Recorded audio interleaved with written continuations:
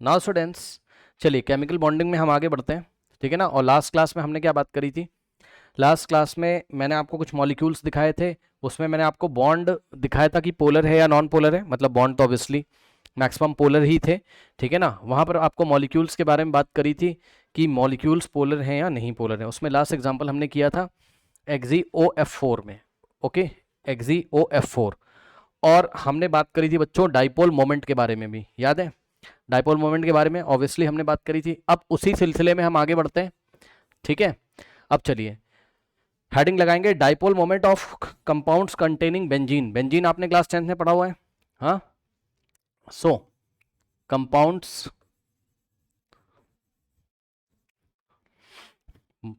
Dipole moment of compound ऐसे लिखो आप लिखो dipole moments of compound, dipole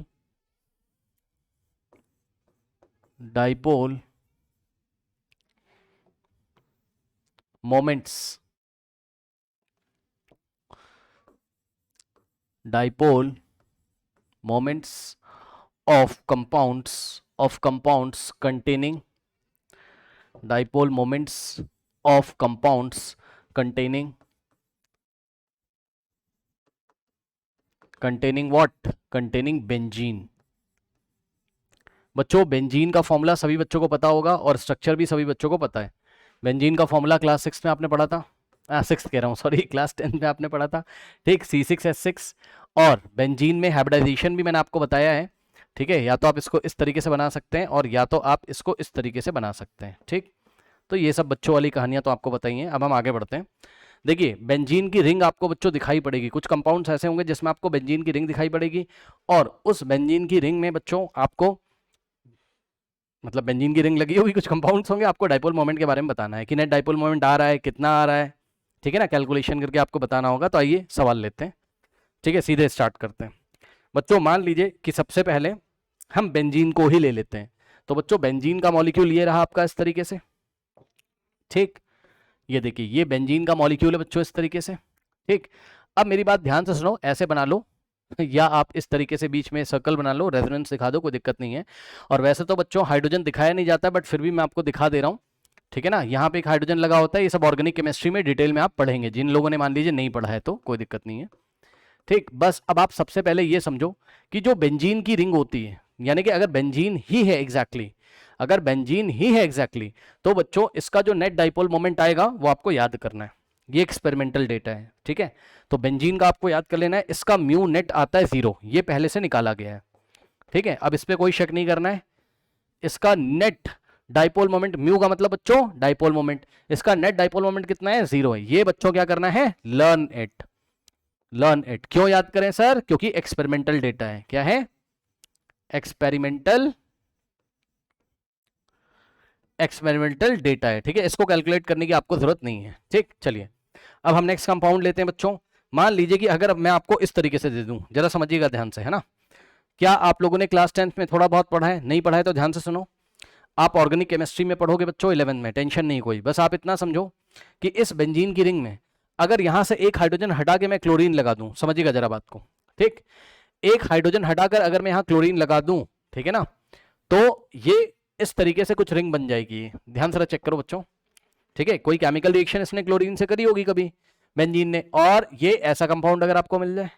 और सुनिए बच्चों, ठीक, इसको आप क्लोरोबेंजीन के नाम से जान सकते हैं, ठीक है, कोई दिक्कत नहीं है। ऑर्गेनिक केमिस्ट्री में पढ़ोगे यार, वो सब छोड़ो आप, उस पे वो सब मत लो। जो अभी आपका मुद्दा है ना इनऑर्गेनिक केमिस्ट्री में, इसका डाइपोल मोमेंट कैलकुलेट करना, वो आप कैलकुलेट करिए। अब समझिए जरा, देखिए अब ये हाइड्रोजन यहां से हटा दीजिए। हाइड्रोजन नहीं दिखाया जाता भाई, बस मैंने आपको दिखा दिया इस तरीके से, ठीक है। तो जब भी ऐसा लगा रहेगा तो आप ये समझो कि एक हाइड्रोजन को हटा के उसकी जगह क्लोरीन लग गया है और बाकी सारे हाइड्रोजन एज इट इज हैं। ज्यादा टेंशन नहीं लेना है, ठीक है ना। आप अपने मुद्दे पे आओ, जो आप सवाल कर रहे हो, जो आप टॉपिक पढ़ रहे हो वो। अब इसका नेट डाइपोल मोमेंट होगा? हाँ होगा, इसका होगा बच्चों। अगर एक क्लोरीन लग गया तो क्लोरीन इज मोर इलेक्ट्रोनेगेटिव, है ना, यहाँ कहीं कार्बन बैठा होगा यहाँ पर, तो इसका नेट डाइपोल मोमेंट इस तरफ कहीं ना कहीं आएगा इसका, यानी कि इसका जो म्यू नेट होगा it is not equals to 0। ये 0 नहीं होगा, ये कुछ ना कुछ होगा, ठीक। अब ध्यान से जरा समझो। अब हम लोग क्या करेंगे, जो आगे के सवाल लेंगे बच्चों, ध्यान से समझिए। आगे के जो क्वेश्चन बच्चों हम लोग यहाँ पर लेंगे उसमें हम क्या करेंगे, थोड़ा समझिएगा जरा, थोड़ा समझिएगा बच्चों, ध्यान से समझिए। देखिए हम क्या करेंगे, आगे के सवालों में आप पहले से ही तैयार रहिएगा।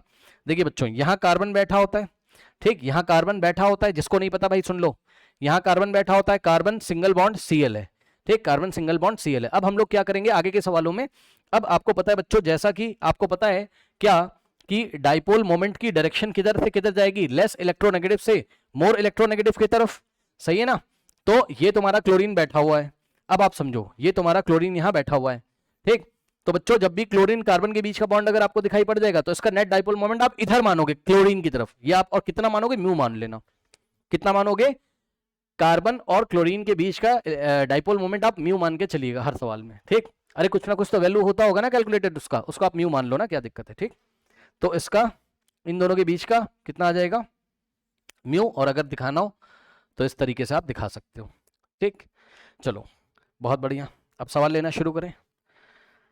चलिए सवाल लेते हैं, और सवाल हम उसी तरीके से लेंगे, कौन सा वाला, वेक्टर लॉ आपने पढ़ा है ना, नेट निकालने का formula root over μ1 square plus μ2 square plus 2 times μ1 μ2 into cos theta, ठीक। तो मान लीजिए बच्चों मैंने आपको सवाल ऐसा दिया, अगर आपको स्क्रीनशॉट लेना हो ले लो, क्योंकि अब हम सवाल करने जा रहे हैं, ठीक। पहले कुछ बेसिक सवाल करेंगे फिर अच्छे सवाल करेंगे, स्क्रीनशॉट ले लीजिए, यदि आपको स्क्रीनशॉट लेना हो तो स्क्रीनशॉट ले लीजिए, ठीक। क्या बताया मैंने, बेंजीन की रिंग पे नेट डाइपोल मोमेंट कितना होता है, 0, बेंजीन का हो गया 0, उसको छोड़ो। अगर बेंजीन में किसी भी हाइड्रोजन को लगा के हटा के क्लोरीन लगा दिया गया तो नेट डाइपोल मोमेंट कुछ ना कुछ आएगा क्लोरीन की तरफ, और उसको आप म्यू मान के चलोगे। अब नेक्स्ट सवाल में इसी इंफॉर्मेशन का यूज हम लोग किया करेंगे, ठीक है ना। चलिए तो ध्यान से चेक करो बच्चों, यहाँ पर ध्यान से जरा चेक करिए। मान लीजिए कि मैंने कंपाउंड ऐसा ले लिया, ठीक, एक बेंजीन की रिंग यार बना के रखी लेते हैं ना, बार बार कॉपी करना पड़ता है, ठीक। चलो देखो बच्चों, ये बेंजीन की रिंग है आपकी, है ना, इसी को बार बार कॉपी कर लेंगे यहीं से, ठीक।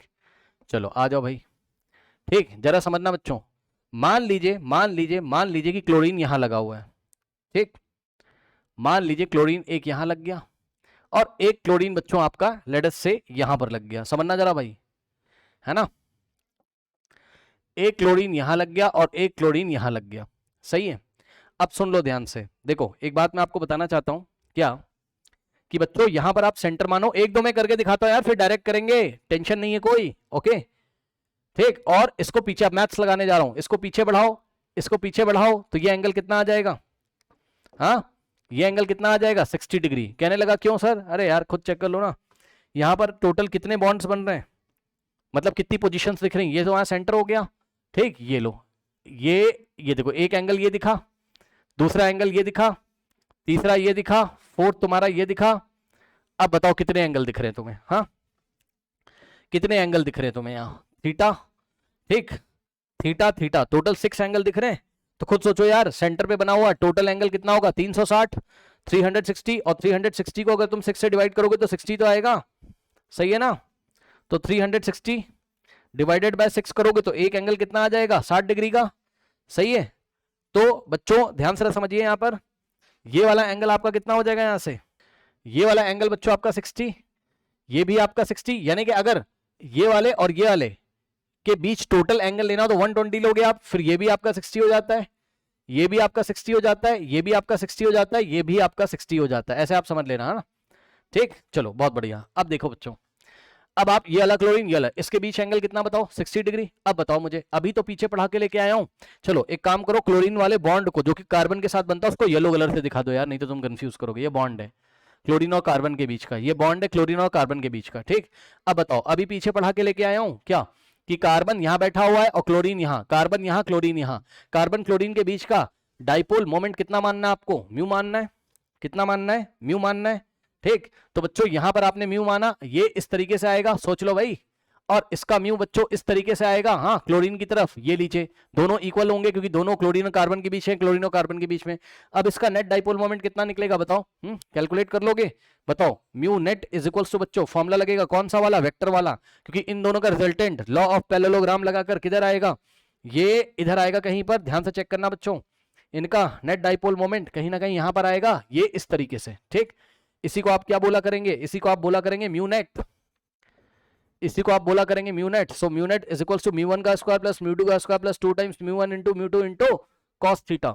तो बच्चों म्यू1 की जगह क्या है म्यू, और म्यू2 की जगह भी क्या है, ये म्यू1 है और ये म्यू2 है, ठीक। तो यहां हो जाएगा क्या, म्यू का स्क्वायर प्लस म्यू2 का square plus 2 times μ1 into μ2 into cos theta, और थीटा क्या हो जाएगा, angle between these two, okay, यानी कि कॉस 60 डिग्री, करेक्ट, ये एंगल।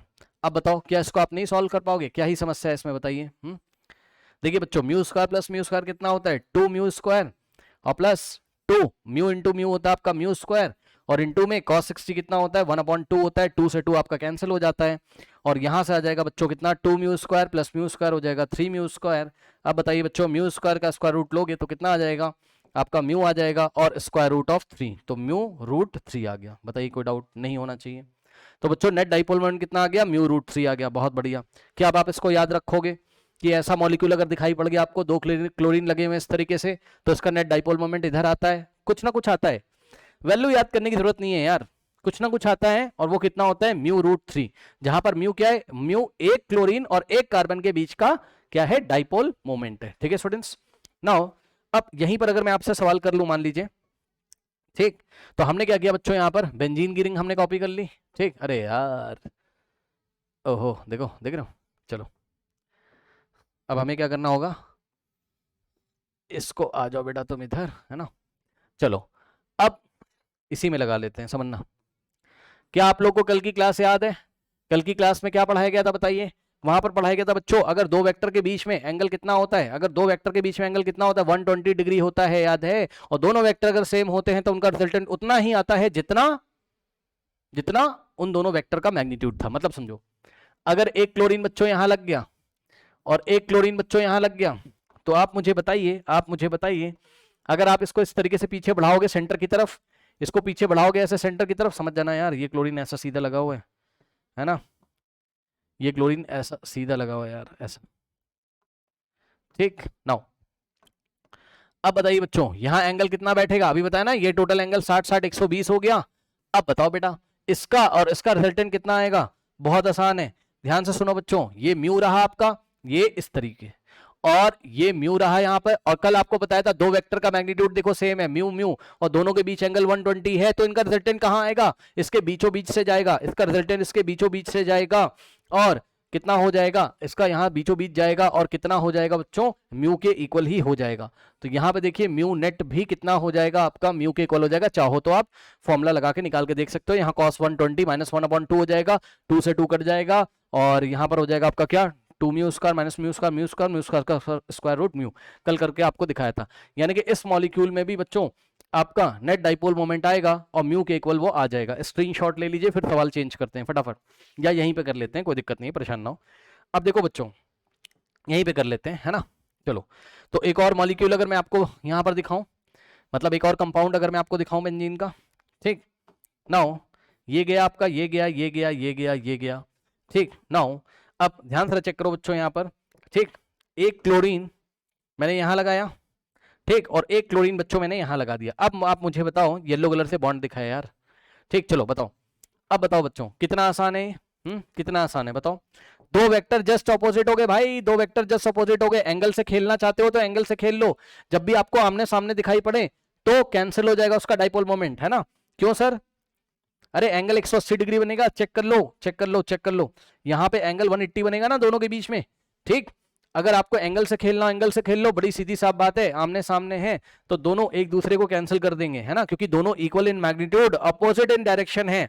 चेक कर लो, इसका म्यू इधर आएगा और इसका म्यू इधर आएगा, ये देखिए बच्चों, सही है, इसका म्यू इधर आया और इसका म्यू इधर आया, तो बच्चों इस केस में म्यू नेट कितना हो जाएगा, 0, ये दोनों एक दूसरे को कैंसिल कर देंगे। स्क्रीनशॉट ले लीजिए, ऐसे कंपाउंड्स भी एग्जाम में आपको पूछे जा सकते हैं, दिखाए जा सकते हैं कि भाई इसका नेट डाइपोल मोमेंट कैलकुलेट करिए, कि भाई कुछ ना कुछ नेट डाइपोल मोमेंट इसका होगा या नहीं होगा, होगा या नहीं होगा, ठीक। नाउ स्टूडेंट्स, इसमें कुछ नहीं करना है यार, फिजिक्स वाले वेक्टर लगाने हैं आपको, और क्या करना है ना। अब फिर से हम बेंजीन का एक कंपाउंड ले लेते हैं बच्चों यहाँ पर, ठीक, ये देखो, ठीक, ये बेंजीन का कंपाउंड मैंने एक लिया, और इस बार क्या किया मैंने, इस रिंग को संभाल के रख लेते हैं, ये काम आती है बार बार।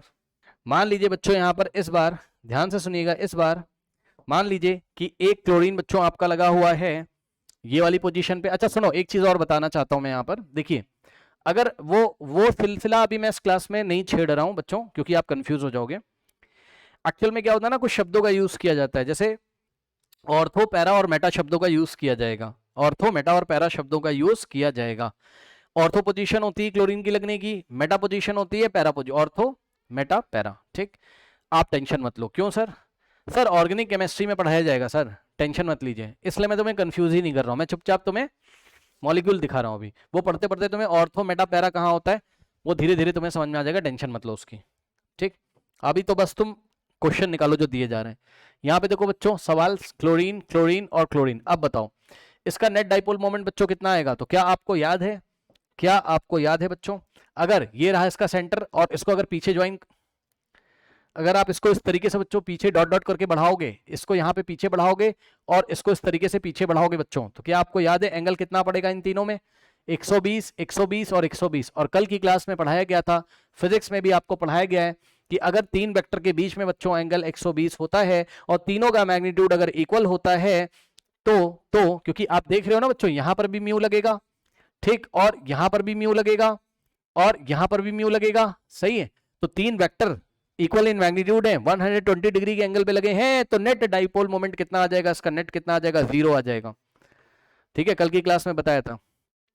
उसके बाद नेक्स्ट देखो बच्चों, फिर से हम ले लेते हैं, मान लीजिए एक मॉलिक्यूल यहां से। अब ध्यान से चेक करो, नो क्लोरीन, ओके, और क्लोरीन और क्लोरीन, ठीक, ये ऐसा। नाउ स्टूडेंट्स अब ध्यान से मेरी बात सुनना जरा, ध्यान से जरा देखो देखो समझो, ये ऐसा दे दिया, क्या इसमें कुछ नेट डाइपोल मोमेंट आएगा? Yes sir. ध्यान से आराम से बिल्कुल सोच समझ के बच्चों देखिए, एक बात बताओ मुझे, एक बात बताओ, अगर इसको पहले तुम इन दोनों को देखो, इसको और इसको देखो, इसको पीछे ऐसे मिलाओगे, इसको लेके जाओगे सेंटर पे, ठीक, तो एंगल कितना बनेगा? 120, सही है ना, 120 बनेगा, सही है। और जब 120 बनता है तो आंसर कितना आता है? आंसर म्यू के इक्वली आ जाता है, अभी पढ़ाया था। अरे भाई बन जा, रुक जाओ, ठीक, चलो बताओ जरा बच्चों, इसका कितना है आपका? म्यू, और इसका भी कितना है आपका? म्यू, सही है। तो बच्चों पहले तो इन दोनों का रिजल्टेंट आप दिखा दो, और इसका भी म्यू है, कोई दिक्कत नहीं, इसका भी म्यू है, लेकिन तुम अभी इसके बारे में सोचो, इसको देखो, इसको देखो, एंगल 120 है भैया इन दोनों के बीच में, और एंगल जब दो वेक्टर के बीच में 120 होता है, दोनों से मैग्नीट्यूड के होते हैं, तो उतना ही आंसर आ जाता है, नहीं म्यू आ जाएगा। समझो समझो समझो, तो इसका और इसका आंसर इस डायरेक्शन में आएगा, कितना? म्यू। ये ऐसा दिखा दे रहा हूं, लो थोड़ा बड़ा हो गया, कोई बात नहीं, म्यू। अब इसका काम खत्म और इसका काम खत्म। अब ये वाला म्यू और ये वाला म्यू सेम डायरेक्शन में है, सेम डायरेक्शन में है, इतना तो अंदाजा लगा लोगे, क्योंकि भाई ये बीचों बीच से जाएगा ना येलो वाला, है ना, तो 60 इधर पड़ेगा, 60 इधर पड़ेगा, समझ जाना, 60 इधर, 60 इधर। अब म्यू प्लस म्यू कितना हो गया? आंसर बताओ, 2 म्यू। तो यहां से म्यू नेट कितना आ गया आपका? बताओ, 2 म्यू। क्या दिक्कत है? तो इस मॉलिक्यूल में भी नेट डाइपोल मोमेंट आ रहा है, कोई समस्या नहीं होनी चाहिए। ठीक, इसके बाद बच्चों, अब अगर आपको कभी ऐसा मॉलिक्यूल दिखाई पड़े कि आमने सामने अगर आपको क्लोरीन दिखाई पड़े, उसको आप कैंसिल कर दोगे, आमने सामने के क्लोरीन दिखाई पड़ेंगे उसको कैंसिल कर दोगे। जैसा कि एक एग्जांपल आप देख सकते हो, ये आमने सामने बच्चों पड़ गया, इसको कैंसिल। इसी तरीके से ये आमने सामने पड़ जाएगा कैंसिल, ये आमने सामने पड़ जाएगा कैंसिल, ये आमने सामने पड़ जाएगा कैंसिल हो जाएगा। ठीक, नाउ यदि आप मॉलिक्यूल देखें यहां पर, तो आपको कुछ इस तरीके से लेता हूं मैं मॉलिक्यूल, ये देखिए कुछ इस तरीके से मॉलिक्यूल है आपका, यहां पर ध्यान से चेक करो, यहां क्लोरीन बच्चों, एक यहां क्लोरीन लगा हुआ है, एक यहां क्लोरीन लगा है, एक यहां क्लोरीन लगा है, बस, और एक क्लोरीन लगा है टॉप पे, एक क्लोरीन यहां, एक क्लोरीन यहां, एक क्लोरीन यहां, एक क्लोरीन यहां, और एक क्लोरीन यहां लगा हुआ है, सही है। अब ध्यान से सुनिएगा बच्चों, यहां पर ध्यान से सुनिएगा, यहां पर अभी अभी मैंने तुमसे क्या बोला बताओ? आमने सामने वाले क्लोरीन के डाइपोल मोमेंट कैंसिल हो जाएंगे, तो ये वाला बच्चों इससे कैंसिल होगा, ठीक, ये वाला इससे कैंसिल होगा। अब यही तो बेचारा अकेला बच गया, और जो अकेला बच गया उसकी जितनी भी वैल्यू है, मैंने आपको बताया था ये म्यू होता है, तो म्यू नेट आपका कितना आ जाएगा? यहाँ बताइए, म्यू नेट आपका म्यू के ही तो इक्वल आ जाएगा, क्या समस्या है? यानी कि इस मॉलिक्यूल में भी बच्चों आपका नेट डाइपोल मोमेंट कुछ ना कुछ होगा, नेट डाइपोल मोमेंट कुछ ना कुछ होगा। ठीक, इसका स्क्रीनशॉट ले लीजिए, फिर मैं आपको बच्चों एक सवाल करा देता हूं इसके ऊपर। ठीक, इसका स्क्रीनशॉट ले लीजिए, फिर मैं आपको इसके ऊपर एक क्वेश्चन करा देता हूं बेंजीन कंपाउंड्स के ऊपर। इसका स्क्रीनशॉट ले लीजिए स्टूडेंट्स, ओके, स्क्रीनशॉट ले लीजिए। नाउ नाउ स्टूडेंट्स नेक्स्ट देखिए,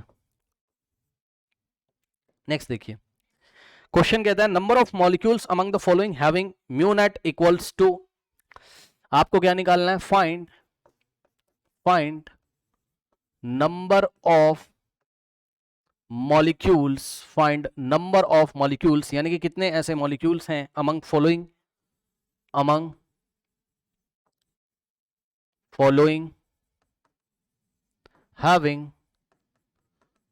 having mu net equals to mu net equal to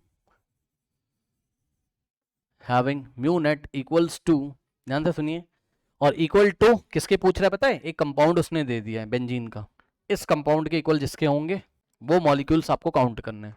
ये बच्चों इस कंपाउंड के इक्वल जिसका आएगा ना उस पर टिक करना है, उसको काउंट करके टोटल बताने। अब ध्यान सुनो, पहले तो भाई तुम यही समझ लो जो अभी मैंने तुम्हें पीछे पढ़ाया था। क्या मैंने तुम्हें बताया था कि कार्बन और क्लोरीन के बीच का आप कितना मान के चलोगे? म्यू, सही है।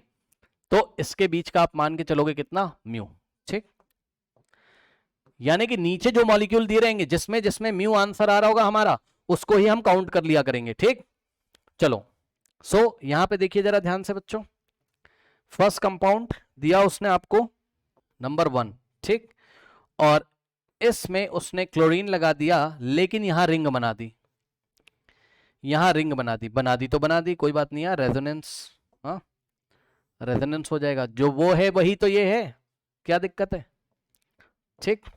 उसके बाद नंबर 2 बच्चों कंपाउंड दिया उसने आपको, नंबर 2 कंपाउंड दिया, और कंपाउंड हर एक बार आपको रिंग लगा के ही दे रहा है, तो कोई समस्या आपको होनी नहीं चाहिए। रिंग लगा दो चाहे ऐसे ऐसे double bond single bond alternate चल रहे, कोई दिक्कत नहीं।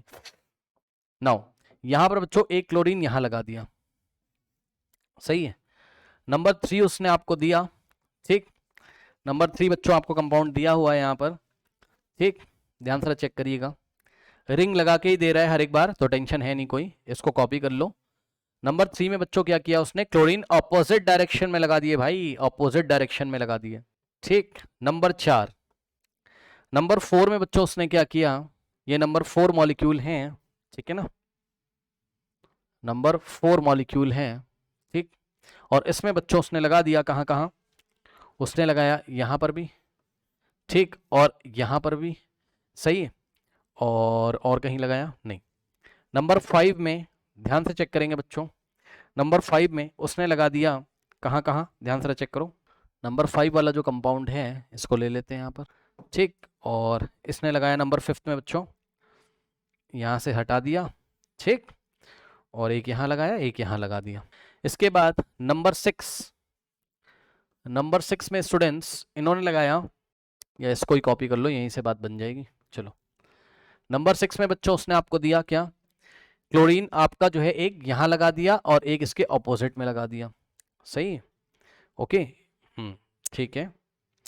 और नंबर 7 में बच्चों, अब नंबर 7 जो स्पेशल है वो मैं आपको पहले ही बता दे रहा हूं, नंबर 7 बच्चों आपका स्पेशल है, ठीक, इसलिए मैं अलग कलर से लिख रहा हूं, और ध्यान से सुनिएगा बच्चों, यहां पर जो है नंबर 7 को हम बोलते हैं गामा एक्सीन, ओके, या गामा एक्सीन, ओके, गामा एक्सीन या गामा एक्सीन, जो बोलना है भाई बोल दो। ये कंपाउंड कुछ इस तरीके का होता है, उसका आप सीधे याद कर लीजिए। वैसे आप ऑर्गेनिक केमिस्ट्री में आपको सुनने को मिलेगा, ज्यादा टेंशन नहीं लेना आपको। Cl, अब यहां कोई रिंग विंग नहीं दिखाई पड़ेगी, यहां बीच में देख लीजिए, यहां कोई रिंग नहीं है, यहां पे कोई रेजोनेंस नहीं हो रहा है, ठीक है ना, कोई रिंग नहीं, कोई ऑल्टरनेट डबल सिंगल बॉन्ड नहीं, बस सिंगल बॉन्ड एक chlorine, single bond chlorine, single bond chlorine, single bond chlorine, single bond chlorine, single bond chlorine, सही है। अब इसका नाम है बच्चों आपका Gammexane, okay, no ring, no ring, इसको तो आप याद ही कर लो, कोई बात नहीं है ना, इसको डायरेक्ट याद करोगे, गैमेक्सीन, ओके, गैमेक्सीन। और ध्यान से सुनिएगा बच्चों, गैमेक्सीन बोल दो, गैमेक्सीन बोल दो भाई, जो बोलना बोलो। सुनो, एक्सपेरिमेंटल डेटा से याद करना है कि it is a polar, it is a polar, it is a polar, it is a polar का मतलब सर क्या? ये पोलर होता है सर, यानी कि सर म्यू नेट जो आएगा है ना भैया, सुनो ध्यान से, म्यू नेट 0 नहीं आएगा sir, is not equals to 0, कुछ ना कुछ उसकी वैल्यू होगी, कुछ ना कुछ उसकी वैल्यू होगी, ये तो बिल्कुल से याद कर लीजिए आप अलग से ही, ये तो बिल्कुल से आप याद कर लीजिए अलग से ही, ये पोलर है भाई, इसमें mu net is not equals to 0, मतलब समझो, कुछ बच्चे कहीं लास्ट वाले में ये लफड़ा ना कर दें, ध्यान से सुनो, ऐसा मत कर देना कि आपने बोला कि सर आपने तो बोला था सर ये वाला क्लोरीन है ना, ये वाला क्लोरीन और ये वाला अपोजिट डायरेक्शन में कैंसिल कर दो, ये वाला अपोजिट डायरेक्शन में कैंसिल कर दो, और ये वाला अपोजिट डायरेक्शन, भाई वो बेंजीन रिंग के लिए बताया था, ये बेंजीन रिंग ही नहीं है, चेक कर लो कहां पे, यहां बताओ, यहां पर ऐसा तो नहीं बनाया ना उसने, क्या दिक्कत है बताओ। अब यही बात आपको ऑर्गेनिक केमिस्ट्री में और अच्छी तरीके से समझ में आएगी जिन लोगों ने 10th क्लास में नहीं पढ़ा है, या उसने ऐसे तो नहीं दे दिया ना आपको इस तरीके से, बात समझो, ये बेंजीन की रिंग ही नहीं है यार, तो तुम रूल कहां से लगा रहे हो, ठीक।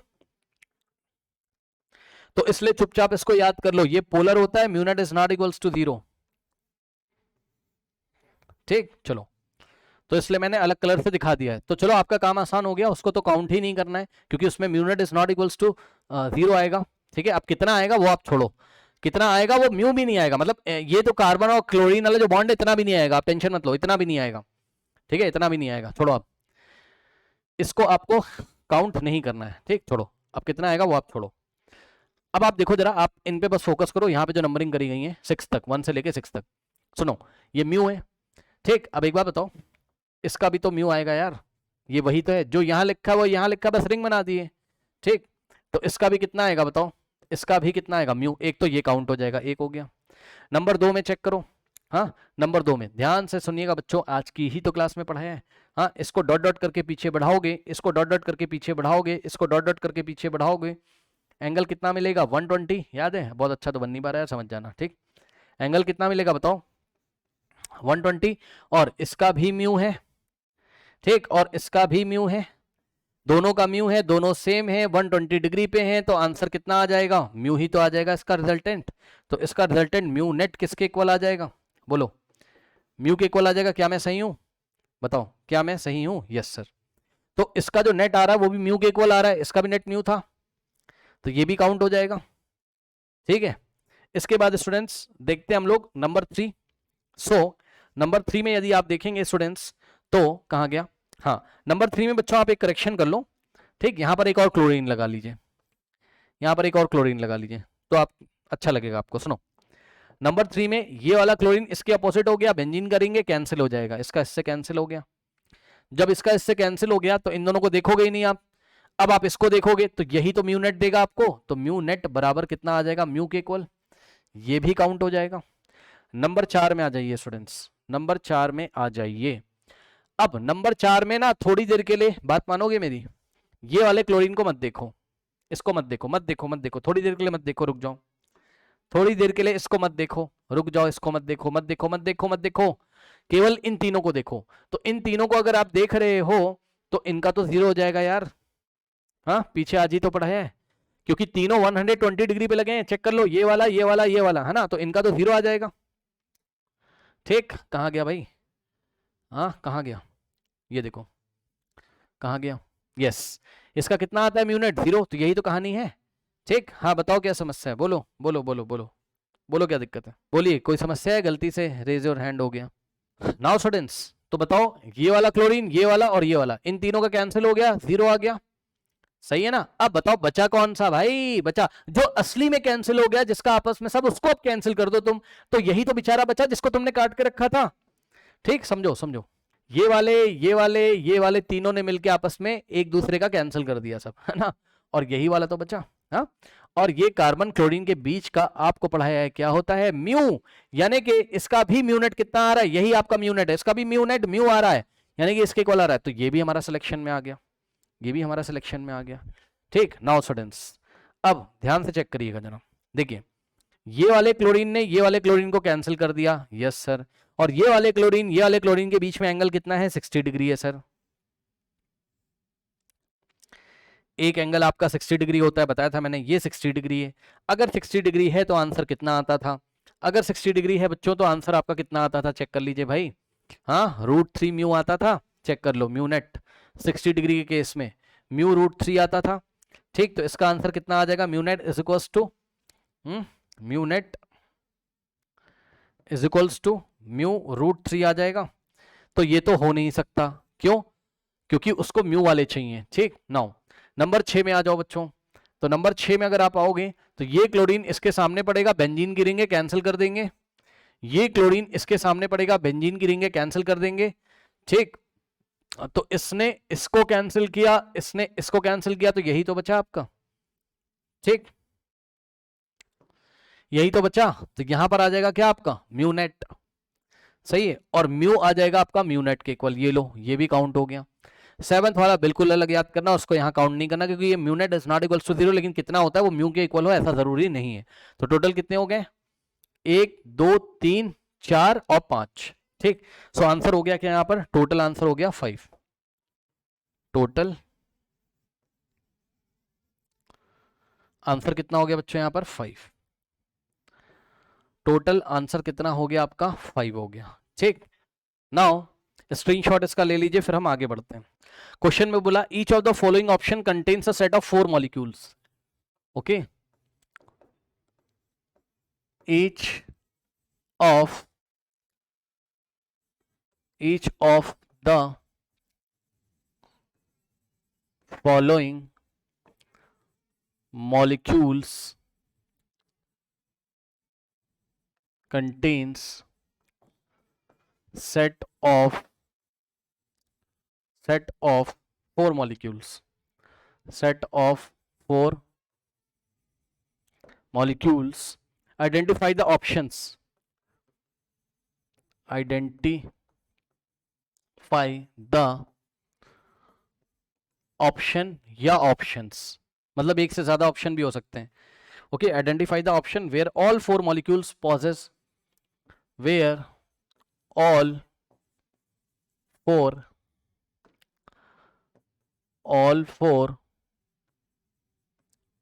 molecules, where all 4 molecules possess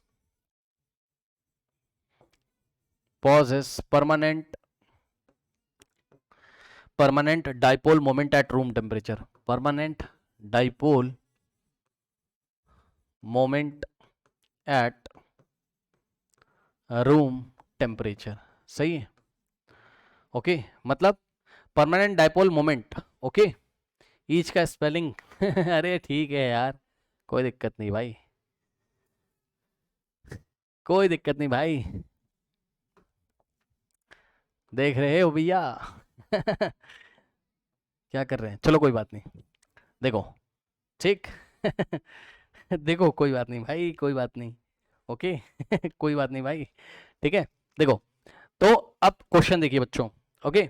वो आपसे सवाल क्या करता है, कह रहा है कि each of the following molecules contains set of 4 molecules, identify the options, ठीक है, या ऑप्शन या ऑप्शंस, मतलब एक से ज्यादा ऑप्शंस भी हो सकते हैं, ठीक। Identify the options where all 4 molecule possess permanent dipole moment. बच्चों परमानेंट डाइपोल मोमेंट का क्या मतलब होता है, परमानेंट डाइपोल मोमेंट का मतलब वो आपसे चाहते हैं कि भाई म्यूनेट कुछ ना कुछ हो जाए, म्यूनेट कुछ ना कुछ हो जाए, यानी कि mu net is not equals to 0, okay. मतलब mu net is not equals to 0, okay, ये ऐसा चाहता है। चलो देखते हैं, ऑप्शंस देख लो बच्चों, ठीक।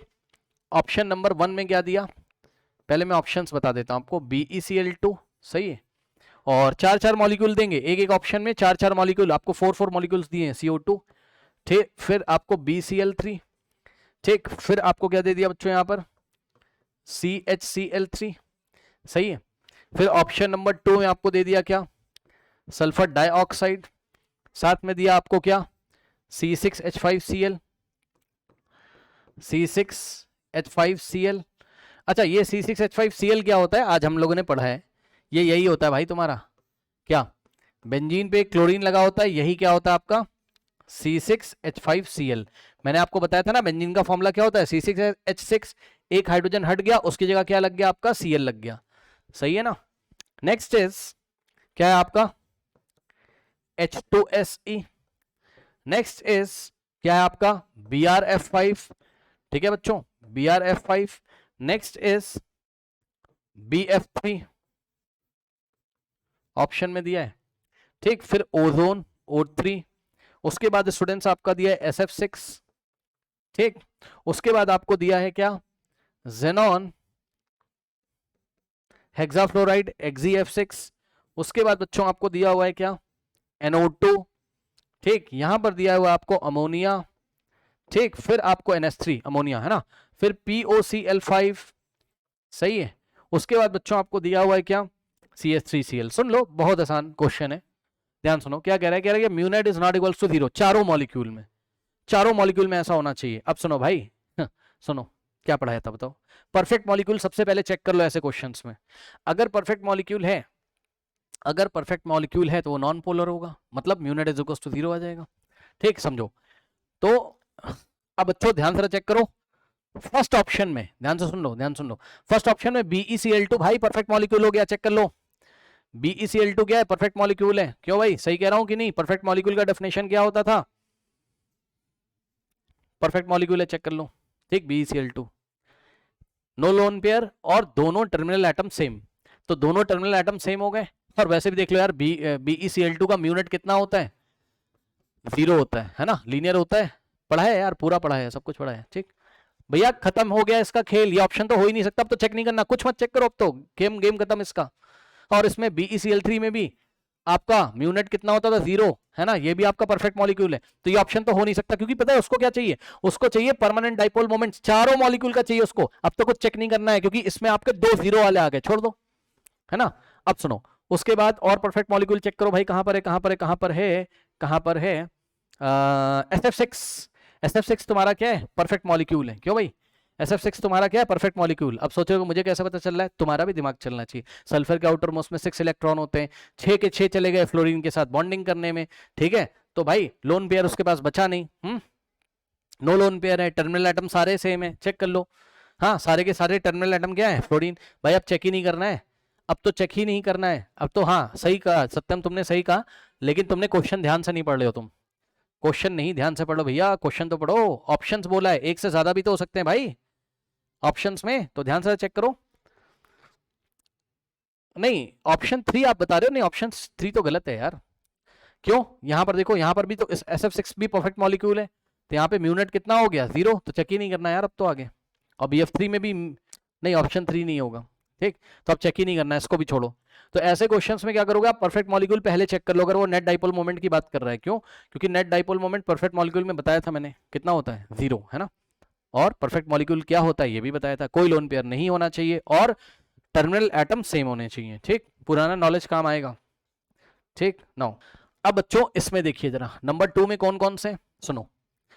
Sulphur dioxide. ठीक, तो सल्फर डाइऑक्साइड का यदि आप बना के देखेंगे, इधर देखिए, सल्फर डाइऑक्साइड ये कुछ इस तरीके से, यहाँ पे एक लोन पेयर, ठीक है, 1 2 3 4, 1 2 3 4 5 6 इलेक्ट्रॉन होते थे इसमें।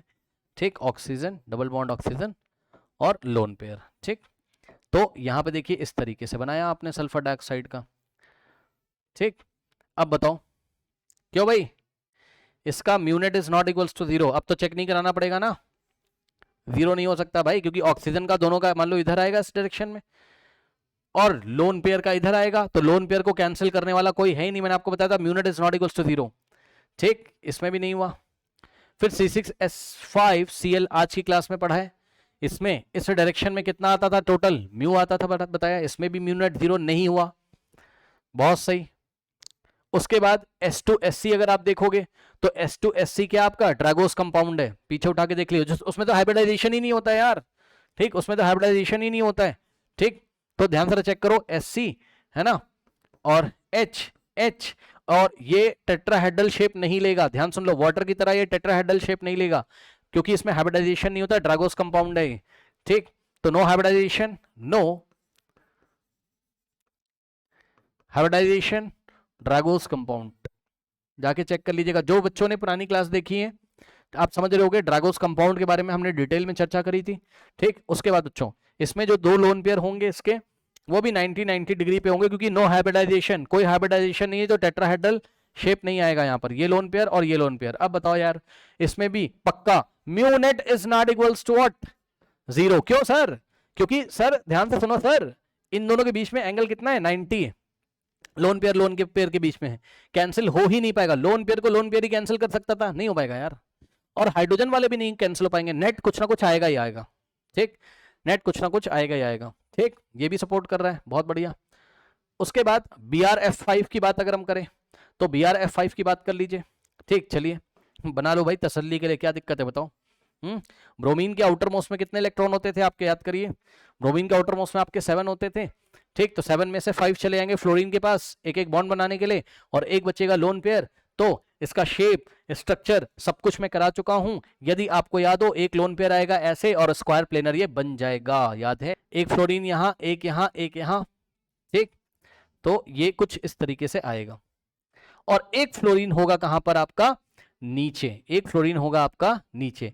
अब ध्यान सुनो बच्चों, इसमें भी तो आप कंफर्म हो, मान लो ये वाले फ्लोरीन ने इसको कैंसिल कर दिया, ये वाले ने इसको कैंसिल कर दिया, आमने सामने हो गए, लेकिन इस फ्लोरीन का डाइपोल मोमेंट इधर आ रहा है, लोन पेयर का इधर आ रहा है। लोन पेयर को तो कोई कैंसिल ही नहीं कर सकता यार, लोन पेयर को तो कोई कैंसिल ही नहीं कर सकता, हम पीछे पड़ के आए हैं। यानी कि इसका भी जो है म्यू नेट कुछ ना कुछ आएगा, इज नॉट इक्वल्स टू 0 है, ठीक। बहुत बढ़िया।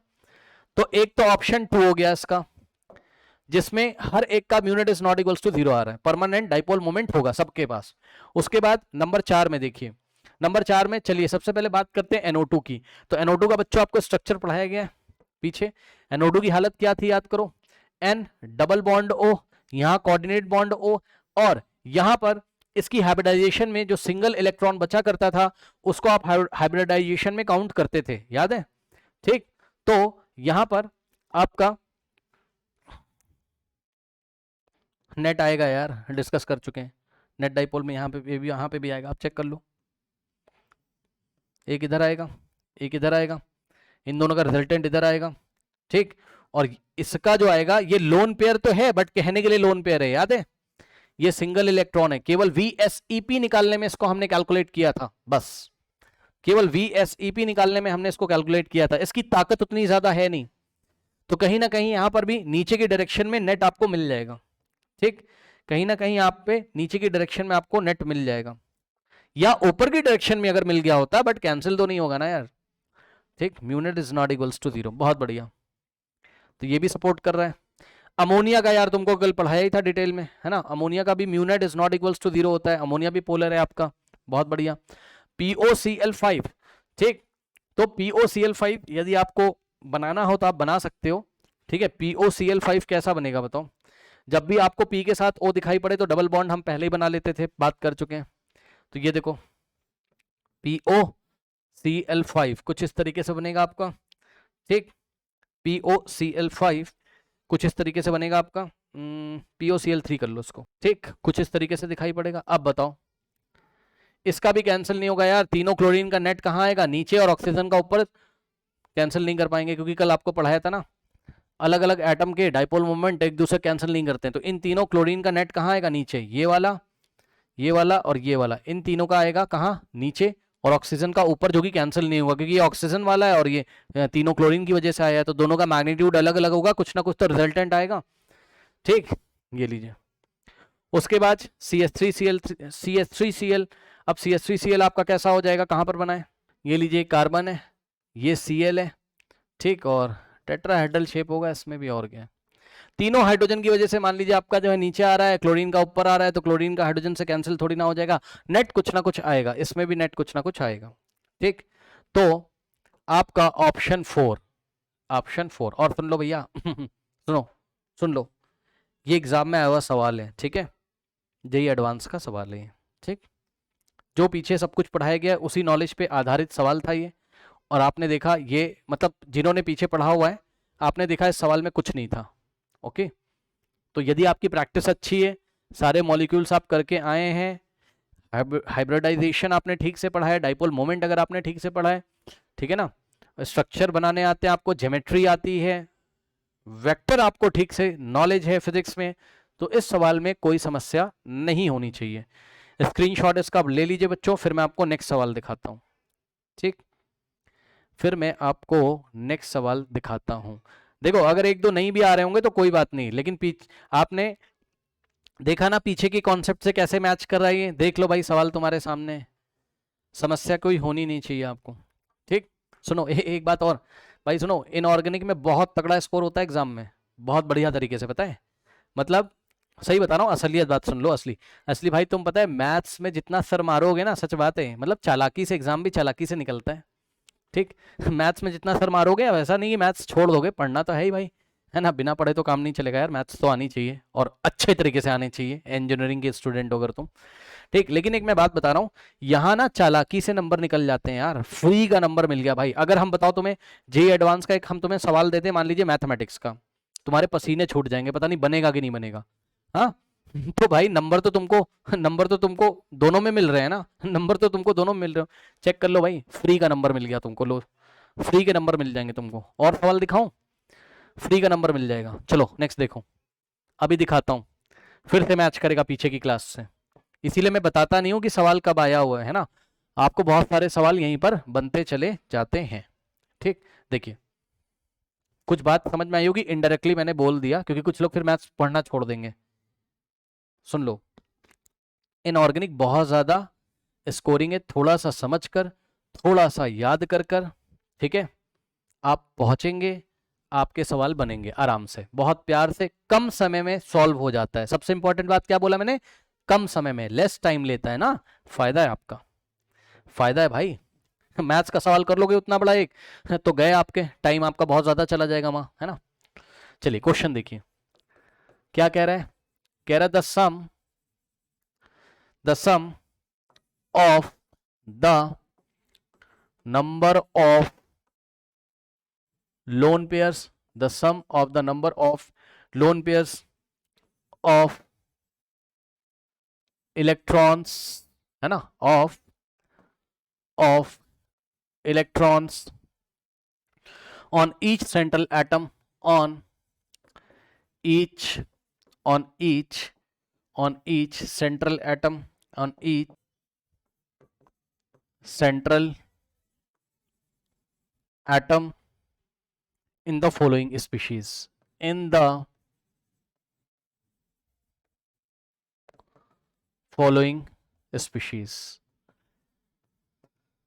ध्यान से सुनिए बच्चों, सम निकालना है आपको, कुछ स्पीशीज दी हुई नीचे है ना, उसमें लोन पेयर का सम आपको निकालना है। पहला है आपका टीई Br6 और इसके ऊपर बच्चों लगाए 2 सही है। दूसरा कंपाउंड बच्चों उसने आपको दिया क्या? Br, चलो मैं अलग अलग करके लिख देता हूं ना। दूसरा कंपाउंड दिया बच्चों उसने आपको क्या? Brf2 और इस पूरे के ऊपर बच्चों लगाया आपका प्लस, सही है। इसके बाद उसने दिया आपको क्या? SnF3, ठीक, SnF3 और इसके बाद फाइनल आपका सवाल है XeF3 और इसके ऊपर लगा हुआ है माइनस। ठीक, अब सुनो, अभी सवाल देखना, आप सवाल देखोगे, हालांकि अगर आपकी पीछे भी प्रैक्टिस नहीं तो क्या पता परेशान करे, लेकिन जैसे ही थोड़ी सी प्रैक्टिस होगी, थोड़ा सा आपने ठीक से पढ़ा होगा, आप क्या देखोगे आराम से बन जाएगा। फिर आप बोलोगे भाई ऐसा सवाल मैथ्स से कंपेयर कर लोगे तो तुम्हारे पसीने छूट जाएंगे, है ना। मैथ्स का अगर एक सवाल दे दें इसके सामने तो आपकी हालत खराब हो जाएगी। यहां पर देखिए, यहां पर समय आपका बचेगा, कैसे? देखिए कितने आराम से बच्चों यहां पर आपका समय बचेगा। अब ध्यान से सुनो, एक बात और बता दूं कि इस सवाल में बच्चों आपको ना एटॉमिक नंबर भी दिए हुए थे, जो कि मैंने नहीं लिखा है। एटॉमिक नंबर क्यों दिया होगा? इलेक्ट्रॉनिक कन्फिग्रेशन करो ताकि 10 घंटे बैठ के, भाई इलेक्ट्रॉनिक कन्फिग्रेशन करेगा, फिर जाके सोचेगा आउटर मोस्ट शेल में कितने इलेक्ट्रॉन है, पूरी कहानी स्टार्ट करेगा। एटॉमिक नंबर आपको दिया जाएगा इस क्वेश्चन में, मत यूज करो यार, एटॉमिक नंबर का यूज मत करो, कोई इलेक्ट्रॉनिक कन्फिग्रेशन वगैरह कुछ नहीं करेंगे, जो पीछे से पढ़ के आए उसका यूज करो। क्या सर? ध्यान से सुनो सर, यहां सर टीई है, टीई कौन से ग्रुप में आता है सर? याद है sir? Group number 16, old style से टीपोगे पिटोगे, याद आया? ग्रुप नंबर 16 बच्चों, ओल्ड स्टाइल से टीपोगे पिटोगे, याद आ गया? ये लीजिए टीई यहां पर मिल गया। अब मुझे बताओ कि टीई के आउटर मोस्ट में कितने इलेक्ट्रॉन हो जाएंगे, बताइए। तो जवाब है कि अगर आपको नहीं पता, इसीलिए उन्होंने एटॉमिक नंबर दिया था, हमने यहां पर नहीं लिखा हुआ है, लिखने की जरूरत ही नहीं भाई। अरे जाके चेक कर लो यार, सेम ग्रुप के एलिमेंट, ऑक्सीजन के आउटर मोस्ट में तो पता है ना 6 होता है, सल्फर के आउटर मोस्ट में 6 होता है, तो इन लोग के में भी तो 6 होगा यार, क्या दिक्कत है? सेम ग्रुप के एलिमेंट्स हैं, पूरा पीरियोडिक टेबल आप पीछे से पढ़ के आए हो, ठीक है ना। तो बच्चों यहां पर टेरिलियम की हालत क्या हो गई, चेक कर लो, 6 इलेक्ट्रॉन बना दिए, 1 2 3 4 5 6। और याद करिए बच्चों, पुरानी क्लासेस में हमारी बात हुई है कि अगर माइनस का साइन होता है तो हम कहां देते हैं उसको? सेंट्रल एटम पे। सेंट्रल कौन है आपका? टीई। कितना माइनस है? 2 तो 2 यहां पे चिपका दो, ब्लू कलर से मैंने एक्स्ट्रा 2 दे दिया। ब्रोमीन कितने लगे बच्चों? 6 लगे, उठा के लगा दीजिए। एक ब्रोमीन यहां लगा, एक ब्रोमीन यहां लगा, एक ब्रोमीन यहां, ये तो मैं आपको समझा रहा हूं तो थोड़ा टाइम लग रहा है ना। जिसको इसमें पारंगत हासिल है वो फटाफट इसको कर देगा। 3 4, थोड़ी प्रैक्टिस कर लोगे तुमसे भी हो जाएगा यार, कोई बहुत बड़ी बात नहीं। कितने हो गए? 1 2 3 4 5 और ये हो गए 6। अब मुझे बताओ एक लोन पेयर बचा। Yes sir. तो फर्स्ट वाले में सर बचा कितना lone pair sir? 1 lone pair बचा, बहुत बढ़िया बहुत बढ़िया। क्या समस्या है बताओ? दूसरे वाले में आ जाओ, ब्रोमीन। हाँ भाई याद है बच्चों, ब्रोमीन का ग्रुप नंबर याद है सर? 17 सर। एटॉमिक नंबर की कोई जरूरत ही नहीं है, इलेक्ट्रॉनिक कन्फिग्रेशन नहीं करोगे सर। ब्रोमीन के आउटर मोस्ट में कितने इलेक्ट्रॉन होते थे? 7 इलेक्ट्रॉन होते थे, लेकिन ध्यान से सुनिए प्लस चार्ज लगा हुआ है, चेक कर लो पुरानी क्लासेस। प्लस चार्ज होता था तो एक इलेक्ट्रॉन निकाल के बाहर फेंक देते थे, याद है? ठीक, तो इसके आउटर मोस्ट में वैसे तो बच्चों कितने होते थे आपके, इसके आउटर मोस्ट में वैसे तो होते थे बच्चों आपके कितने? 7 इलेक्ट्रॉन। तो 1 2 3 4 5 6 7, और 7th वाले को बच्चों मैं दिखा रहा हूं येलो कलर से, ये लो, है ना, क्योंकि इसको निकाल के बाहर फेंक देंगे हम लोग। ये लीजिए, क्योंकि एक प्लस चार्ज है। प्लस चार्ज देने का क्या तरीका होता है? प्लस, जितना प्लस चार्ज होता है सेंट्रल एटम से उतने इलेक्ट्रॉन हम निकाल लेते हैं, याद आया? ठीक, तो हमने क्या किया बच्चों, यहां से देखिए हमने इलेक्ट्रॉन निकाल लिया, ये लीजिए भैया, चला गया पता नहीं कहां, जाने दो। ठीक, तो फ्लोरीन कितने बचे आपके पास? 2 फ्लोरीन बचे। ठीक, फ्लोरीन कितने बचे आपके पास? सॉरी, फ्लोरीन बचे नहीं, फ्लोरीन तो 2 दिया ही हुआ है यार। एक फ्लोरीन इधर लगा दो भाई, एक फ्लोरीन इधर लगा दो, सही है। अब लोन पेयर कितने बच गए बताओ? लोन पेयर कितने? 1, है ना, ये रहा 1 और ये रहा दूसरा लोन पेयर, सही है। तो बच्चों इसमें लोन पेयर आपके कितने आ रहे हैं बताइए? 2 आ रहे हैं। क्या समस्या हो गई बताओ? क्या समस्या हो गई बताओ? ठीक, उसके बाद अब ध्यान से सुनना बच्चों, SnF3 में, SnF3 में S और N में किसको तुम सेंट्रल एटम बनाओगे? जिसकी इलेक्ट्रोनेगेटिविटी लेस होगी सर, कॉपी उठा के देखिए, जिसकी इलेक्ट्रोनेगेटिविटी लेस होगी उसको सेंट्रल एटम बनाओगे। तो सल्फर की इलेक्ट्रोनेगेटिविटी लेस होती है, इसलिए सल्फर बनेगा क्या? Central atom. ये सब बहुत पुरानी कहानियां हैं, ये सब बहुत पुरानी कहानियां हैं। ठीक, सल्फर बन गया बच्चों सेंट्रल एटम। अब सल्फर के आउटर मोस्ट में कितने इलेक्ट्रॉन होते हैं बताओ? 6 होते हैं, अभी बताया। तो 1 इलेक्ट्रॉन, सही है ना, 2 electron, 3 electron, 4 electron, 5 electron, 6 electron. अब बताओ बेचारा नाइट्रोजन, नाइट्रोजन बेटा पहले ही पकड़ लो, नाइट्रोजन कहीं दिखाई पड़ जाए टर्मिनल एटम में पहले पकड़ लो। कितने बॉन्ड बनाता है नाइट्रोजन? 3, याद है? बहुत फेमस है भाई ये तो। नाइट्रोजन के आउटर मोस्ट में 5 इलेक्ट्रॉन होते हैं, ऑक्टेट कंप्लीट करने के लिए 3 इलेक्ट्रॉन ही तो शेयर करेगा। हाँ, तो नाइट्रोजन कितने बॉन्ड बनाएगा? टोटल 3 बॉन्ड बनाएगा। ठीक, क्या ही समस्या हो गई बताइए? तो नाइट्रोजन के 3 बॉन्ड बना दो, है ना। नाइट्रोजन तो एक ही है, कुछ लोग कंफ्यूज हो जाएंगे, 3 नाइट्रोजन तो दिया नहीं। अरे भाई, एक नाइट्रोजन का एटम 3 बॉन्ड बनाता है भाई, एक नाइट्रोजन का सिंगल एटम 3 बॉन्ड बना देगा। क्यों सर? क्योंकि सर येलो कलर से देख लो सर, सर नाइट्रोजन के आउटर मोस्ट में टोटल होते हैं 5 इलेक्ट्रॉन। ठीक, 1 2, ये नाइट्रोजन का येलो कलर वाला, 3 4 5, 5 तो इसके खुद के, 3 सामने से शेयर करेगा, ऑक्टेट कंप्लीट हो जाएगा। ठीक, तो नाइट्रोजन ने 3 इलेक्ट्रॉन इसके यूटिलाइज कर लिए। इसके बाद ध्यान से चेक करो, फ्लोरीन बचे आपके पास 3 यहां पर। ठीक, सो फ्लोरीन बचे आपके पास 3, तो चेक कर लीजिए, फ्लोरीन हो गया 1 2 3। ठीक, हाँ भाई जरा मुझे बताओ कितने लोन पेयर आ रहे हैं? कोई लोन पेयर ही नहीं बचा भाई, 0 हो गए। ठीक, इसके बाद लास्ट वाला हम करेंगे। तो बच्चों ध्यान से चेक करिए, लास्ट वाले के लिए जेनॉन का एटॉमिक नंबर दिया था, इलेक्ट्रॉनिक कन्फिग्रेशन करने की जरूरत है नहीं, क्योंकि आपको पता है कि जेनॉन आपका नोबल गैस है। नोबल गैस में आप आउटर मोस्ट शेल में 8 इलेक्ट्रॉन लेके चलते हो, 8 इलेक्ट्रॉन, तो इसके भी आउटर मोस्ट में 8 इलेक्ट्रॉन ले लो। तो जेनॉन के आउटर मोस्ट में हम लेंगे कितने इलेक्ट्रॉन? 8 इलेक्ट्रॉन, सही है। तो ध्यान से चेक करिए, 1 2 3 4 5 6 7 8। अब मेरी बात ध्यान से सुनना, यहाँ माइनस भी तो लगा हुआ है, और माइनस जब लगा रहता है तो एक्स्ट्रा इलेक्ट्रॉन दे दोगे इसको, यानी कि येलो कलर से आपने एक्स्ट्रा इलेक्ट्रॉन लगा दिया यहाँ पर। अब ये एक्स्ट्रा हो गए भाई, टोटल 9 हो जाएंगे, सही है। फ्लोरीन कितने आपके पास? 3, तो एक फ्लोरीन एक सिंगल बॉन्ड बनाता है, तो एक फ्लोरीन यहाँ, एक यहाँ, ओके, और एक यहाँ। ठीक, तो इस तरीके से 3 फ्लोरीन आपने लगा दिए। अब इसके बाद ध्यान से चेक करो बच्चों, कितने लोन पेयर बच गए आपके पास यहाँ पर? कितने लोन पेयर बच गए? एक लोन पेयर ये, दूसरा लोन पेयर ये, और तीसरा लोन पेयर ये। तो यहाँ पे लोन पेयर कितने हो गए बच्चों आपके? 3। कुछ नहीं था यार, मैं तो समझा रहा हूं, करोगे ना 2 सेकंड में हो जाएगा सवाल, देखते ही हो जाएगा। ठीक, नाउ अब सम निकाल लो, सम ऑफ ऑल लोन पेयर पूछा उसने, क्वेश्चन पढ़ लीजिए ध्यान से।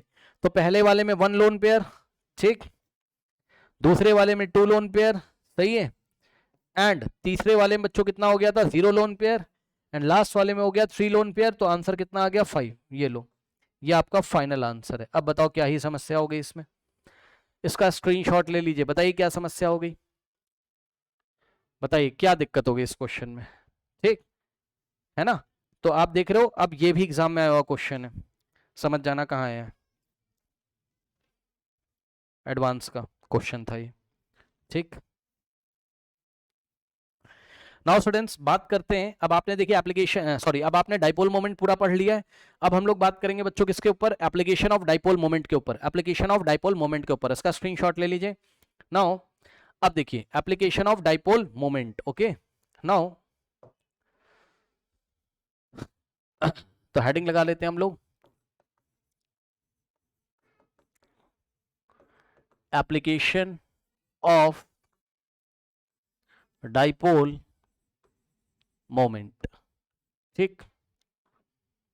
नाउ चलिए इसमें कुछ बातें हम लोग नोट कर लेते हैं पहले, ठीक है ना। सो नंबर 1, डाइपोल मोमेंट का जो यूज है वो कहां यूज किया था बच्चों, ठीक। देखिए, to determine the polarity and geometry, to determine the polarity and geometry of the molecule, okay। next is, ठीक है, देखो, to determine the polarity and geometry of the molecule, this is already discussed, है ना। बोलेंगे कहाँ discuss कर लिया, अरे यार इतनी ज्योमेट्री पढ़ा दी भाई तुम्हें, हाँ इतना सब कुछ पढ़ा दिया है, सब कुछ डिस्कस हो गया भाई, टेंशन मत लो। पोलर नॉन पोलर वाले सवाल भी करा दिए, ठीक, ऑलरेडी डिस्कस्ड, यही तो कर रहे हो 2-3 दिन से, ठीक। इसके बाद नेक्स्ट देखिए बच्चों, दूसरा जो है आपका, ठीक है, ये थोड़ा सा बच्चों आप पढ़ने वाला है, यहाँ पे सवाल मैं आपको कराऊंगा, okay. To calculate the percentage of ionic characteristic, to calculate the percentage of ionic characteristic, ionic characteristic, ionic characteristic, अरे देख लेना यार स्पेलिंग, कैरेक्टरिस्टिक, ओके। नाउ ठीक है, अब ध्यान से सुनो। अब बच्चों यहां पर देखिए, जरा बात समझिए जरा ध्यान से, वेरी इंपॉर्टेंट, ध्यान से सुनना, देखो जरा, परसेंटेज आयनिक कैरेक्टरिस्टिक, ओके, परसेंटेज आयनिक कैरेक्टरिस्टिक, सुनो। बच्चों देखिए, एक तो परसेंटेज आयनिक कैरेक्टरिस्टिक का फॉर्मूला हमने कहां पढ़ा था, पीरियोडिक टेबल में, ठीक है, इलेक्ट्रोनेगेटिविटी वाला, याद है ना, ठीक, ओके। याद नहीं हुआ तो कॉपी खोल के देखिए आप, मैं एक बात बता रहा हूं, ये आपका दूसरा फॉर्मूला, ये उससे अलग है, ये उससे अलग है, ठीक है ना। तो ध्यान से चेक करो, इस फॉर्मूले को नोट करो, उस पर सवाल करो, क्या है फॉर्मूला आपका, हेनरी स्मिथ इक्वेशन कराई थी वहां पर, अगर आप देखोगे, आयनिक कैरेक्टरिस्टिक, किसी भी कंपाउंड में आयनिक कैरेक्टरिस्टिक जो निकालने का बच्चों आपका फॉर्मूला है, यहां पर आसान है, कोई दिक्कत नहीं, observed mu, observed mu, mu का मतलब क्या है, डाइपोल मोमेंट, समझ रहे हो ना, ऑब्जर्व्ड म्यू डिवाइडेड बाय बच्चों, divided by theoretical mu, divided by theoretical mu, है ना। थ्योरेटिकल म्यू क्या होता है, जो आपने फॉर्मूले से अपना वेक्टर लॉ दुनिया भर के नियम लगा के जो निकाला है थ्योरी से, भाई एक तो आप लैब में निकालोगे, ऑब्जर्व एक्सपेरिमेंट से निकालोगे, वो ऑब्जर्व होता है असली वाला, ठीक। उसके बाद थ्योरेटिकल म्यू क्या होता है, म्यू का मतलब डाइपोल मोमेंट, पता है आपको।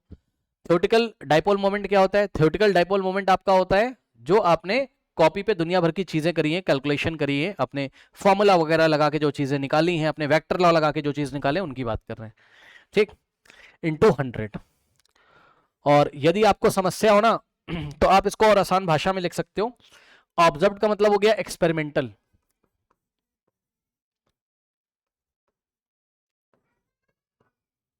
ठीक, एक्सपेरिमेंटल म्यू, और डिवाइडेड बाय थ्योरेटिकल का मतलब होता है क्या, थ्योरेटिकल तो जानते हो ना आप, थ्योरेटिकल तो थ्योरेटिकल है भाई, और क्या, और इनटू में क्या कर दोगे आप, 100, इनटू में क्या करोगे आप, इनटू में क्या करोगे, इनटू में 100, सही है। चलिए सवाल देख लेते हैं बच्चों इसके ऊपर, ठीक, क्वेश्चन देखिए, देखो क्या कहता है, क्वेश्चन में कहता है बच्चों आपसे, the mu of HBr is, the mu of, mu मतलब डाइपोल मोमेंट, सुनो म्यू नहीं लिखेगा यार एग्जाम में, मैं लिख रहा हूं भाई शॉर्ट में, वो इंग्लिश में लिखेगा एग्जाम में, द डाइपोल मोमेंट ऐसे करके, ठीक। The mu of HBr is 7.95 dB and the internuclear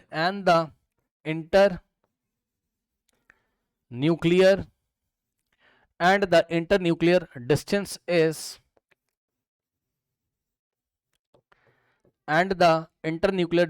is 1.94 into 10 raised to the power minus 10 meter. Okay, find the percentage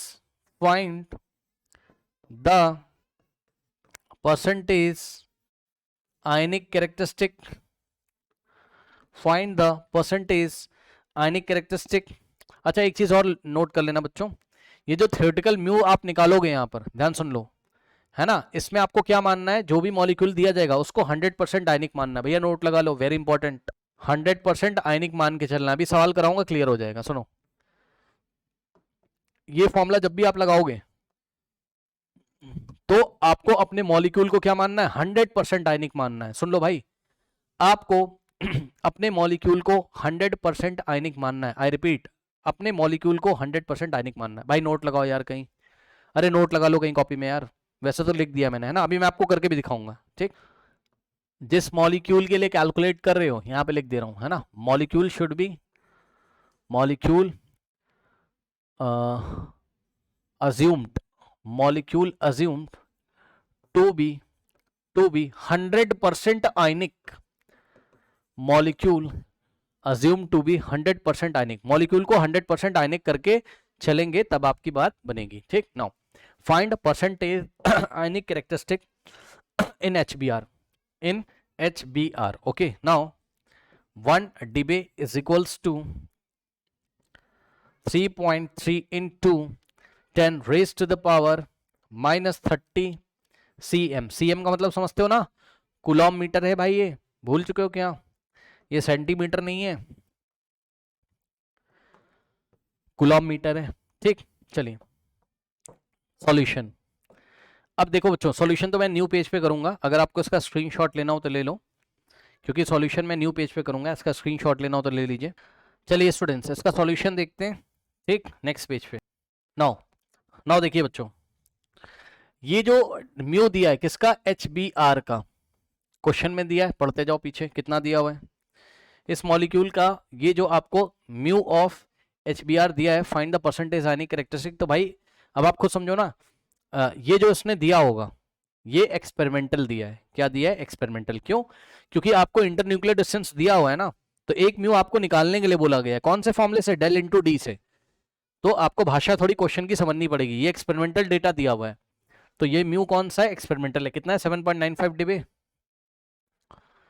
तो mu of HBr is equals to 7.95 dB, ये आपको दिया हुआ है, ठीक। मैं लिख दे रहा हूं, ये कौन सा आपका एक्सपेरिमेंटल है।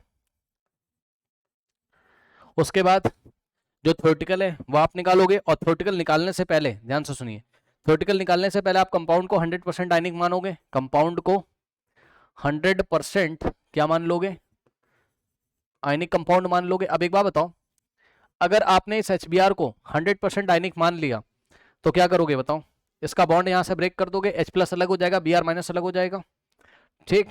ये कुछ ऐसा हो जाएगा, HBr, सही है, H+ अलग हो जाएगा।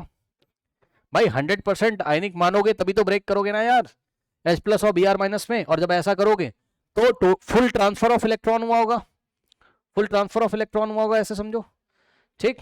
ओके, या आप, हाँ, फुल ट्रांसफर ऑफ इलेक्ट्रॉन होगा, यानी कि इसके ऊपर कितना चार्ज आ गया बताओ, -1 यूनिट, और इसके ऊपर +1 यूनिट, तो डेल कितना हो जाएगा, एक इलेक्ट्रॉन के कारण चार्ज। अरे यार, ये बॉन्ड वाला इलेक्ट्रॉन इसके पास चला गया होगा ना पूरी तरीके से, ऐसे समझो बॉन्ड ब्रेक हुआ होगा। या आप बोल सकते हो क्या, हाइड्रोजन का इलेक्ट्रॉन भी ब्रोमीन के पास चला गया होगा, बोरॉन बोल रहा हूं क्या मैं, ब्रोमीन, ठीक। अच्छा, 100% आयनिक मान के इस तरीके से इसको आप ब्रेक करोगे तो डेल की वैल्यू कितनी आ जाएगी बताओ, डेल -1 के कारण चार्ज होगा, -1 के कारण का मतलब है एक इलेक्ट्रॉन के पास गया है, तो एक इलेक्ट्रॉन के कारण कितना चार्ज आता है 1.6 इंटू 10⁻⁻19 कूलम। ठीक है, यहां माइनस लगाने की जरूरत नहीं, कल भी हमारी बात हुई थी कि डेल का एब्सोल्यूट वैल्यू लेना आपको। ओके नाउ, और डी कितना दिया है क्वेश्चन में, यानी कि इसके और इसके न्यूक्लियस के बीच का डिस्टेंस कितना दिया है भाई, चेक कर लो क्वेश्चन में। 1.94 इंटू 10⁻10 मीटर, 1.94 इंटू 10⁻10 मीटर आपको दिया हुआ है। तो अब बताओ आप, क्या आप यहां पर म्यू थ्योरेटिकल नहीं कैलकुलेट कर सकते हो, बताओ म्यू यानी कि डाइपोल मोमेंट थ्योरेटिकल फॉर्मूला क्या होता है म्यू का, डेल इंटू डी। नाउ अब ध्यान देना, डेल कितना है बच्चों 1.6 इंटू 10⁻⁻19 और इंटू में डी कितना है 1.94 इंटू 10⁻1.94 इंटू 10⁻10 क्या, ध्यान से चेक करो, यहां से कूलम आएगा, यहां से मीटर, इसमें से आएगा कूलम, इसमें से मीटर, तो कूलम इंटू मीटर कितना हो जाएगा कूलम मीटर।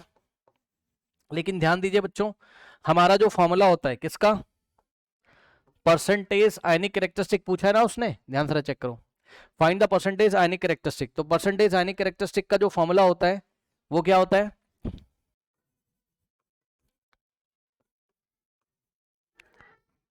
परसेंटेज आयनिक कैरेक्टरिस्टिक का जो फॉर्मूला होगा वो क्या होगा आपका, अभी अभी आपने पढ़ा था, ऊपर हम क्या कौन सा म्यू रखेंगे एक्सपेरिमेंटल, नीचे थ्योरेटिकल, ऊपर हम रखेंगे म्यू एक्सपेरिमेंटल और नीचे हम रखेंगे म्यू कौन सा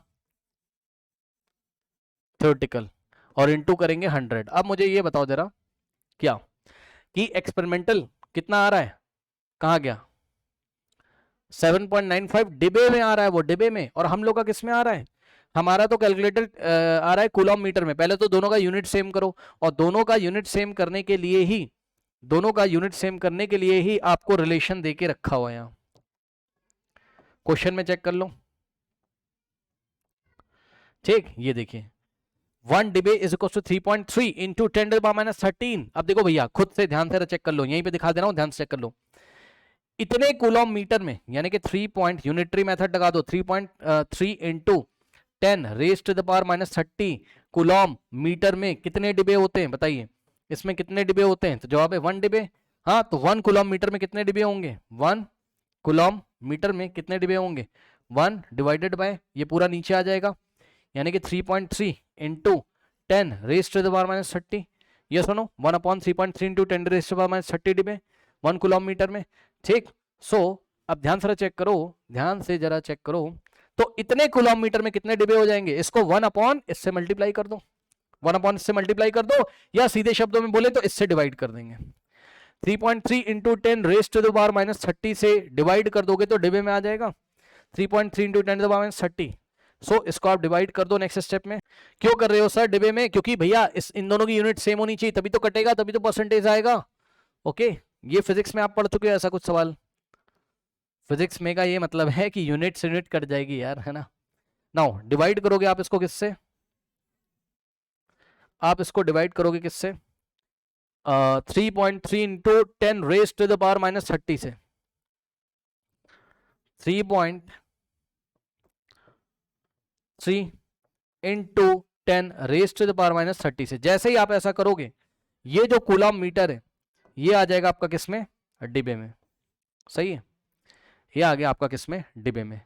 अब इसको आप कैलकुलेट कर लीजिएगा फुर्सत में, ये आएगा कितना आपका 9.321 के आसपास। ठीक, 9.321 के आसपास, 9.321 डिबे के आसपास। ठीक, ये ऐसा आ गया। अब वैल्यू ले जाके यहां रख दो, बस खेल खत्म इस क्वेश्चन का, कुछ नहीं है। नाउ एक्सपेरिमेंटल कितना है 7.95 डिबे और डिवाइडेड बाय थ्योरेटिकल कितना आ रहा है 9.321 डिबे, डिबे से डिबे कैंसिल और इंटू 100, और यहां सॉल्व करोगे तो ये अप्रोक्सीमेटली इक्वल टू 85% के आसपास आएगा, अप्रोक्सीमेटली इक्वल टू 85% के आसपास ये आ जाएगा। ठीक, इसका स्क्रीनशॉट ले लीजिए, इसका स्क्रीनशॉट ले लीजिए स्टूडेंट्स। ओके, इसका स्क्रीनशॉट ले लीजिए फटाफट।